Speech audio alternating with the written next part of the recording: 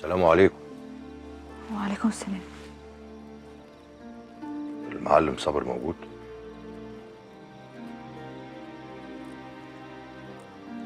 انت مين؟ ليه؟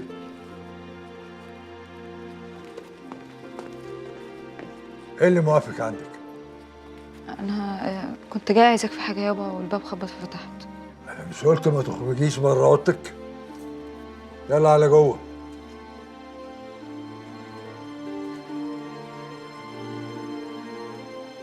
تعالى يا حسن.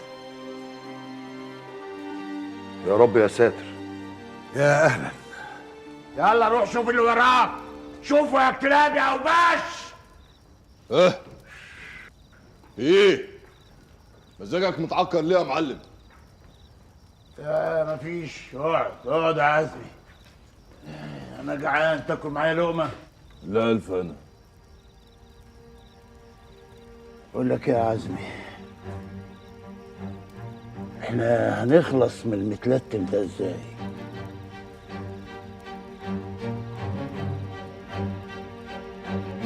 تعالى يا حسن.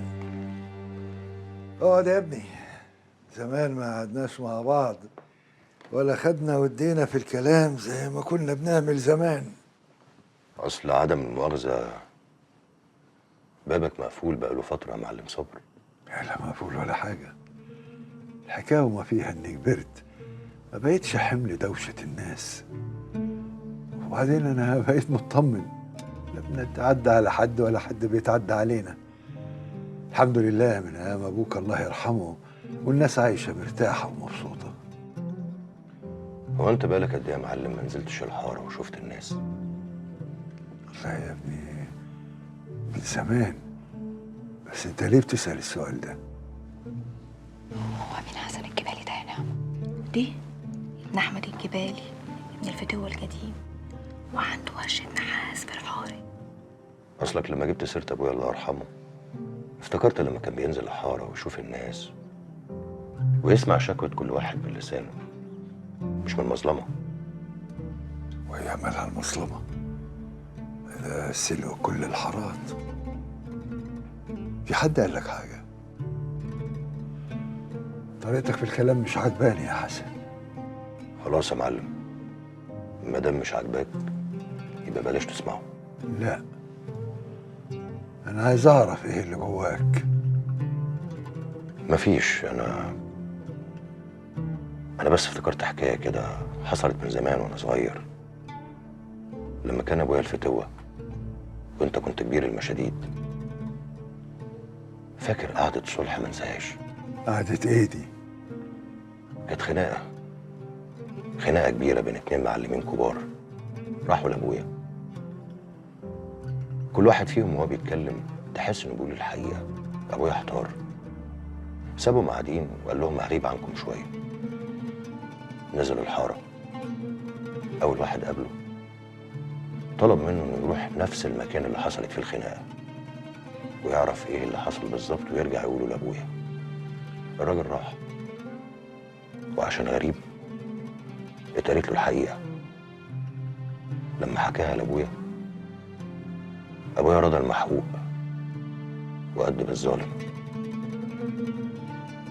ما تسمعش للقريبين يا معلم.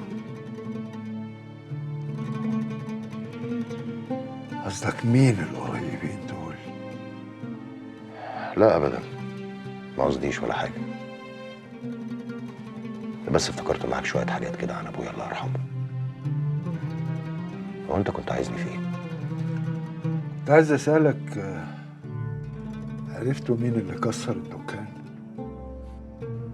والله علمك أنا كنت عندك ساعتها يا معلم، ومستني أنت والمعلم عزمي تعرفوا مين اللي عمل كده وتاخدوا لي حقي. هيحصل، وهنعرف مين اللي استجرى وكسر دكانة الجبالي. خلينا في المهم. هتعمل ايه مع عمك اللي عايز يبيع نصيبه من الدكان؟ أحاول أشوف صرفة، ولو ما عرفتش يبقى أمر الله. هروح أشوف أكل عيشي في حتة تانية. تشوف أكل عيشك في حتة تانية وأنا عايش؟ إيه الكلام اللي بتقوله ده؟ طب وبيقولك بقى إني هحل لك مشكلتك. ترضى يا ابن الغالي إن أشاركك في دكانتك؟